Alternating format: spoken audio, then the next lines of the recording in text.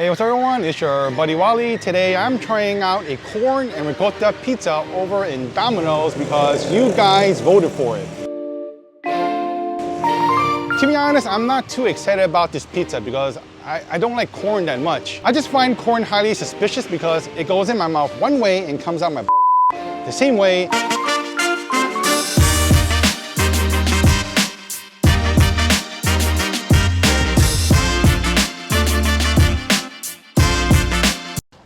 I think this is a pretty good place to try out this pizza. There's plenty of lighting, and damn, this pizza's still really hot. All right, let's check it out. I gotta admit, it actually smells pretty good. It actually smells better than I expected. So let's see what's in this, all right? So obviously there's corn, there's ricotta cheese, black olives, mushrooms, and it's supposed to be a Thousand Island dressing. But I kind of see like tomato sauce in it as well. But there was a bit of a drama. The guy who was preparing my pizza, I think he didn't know how to do it. So I saw him flipping through the menu. Not menu, they had these little recipe cards that they were flipping through. I think the guy made a mistake because honestly, let's face it, I don't think people order these all the time because I think it might be an odd flavor, even for Thai. And a little, he got into a little bit of trouble, but I bet he's probably thinking, why this asshole can't just order a cheese pizza like everybody else? I explained to the staff that it wasn't any big problem. I wasn't in a hurry, so no problem. I got my pizza, it's cool. Okay, I'm gonna keep an open mind. I consider this an artisanal type pizza. Damn, it's really hot. And yeah, the corn. I'm not looking forward to the corn. Oh, it's really hot, I'm gonna burn my mouth.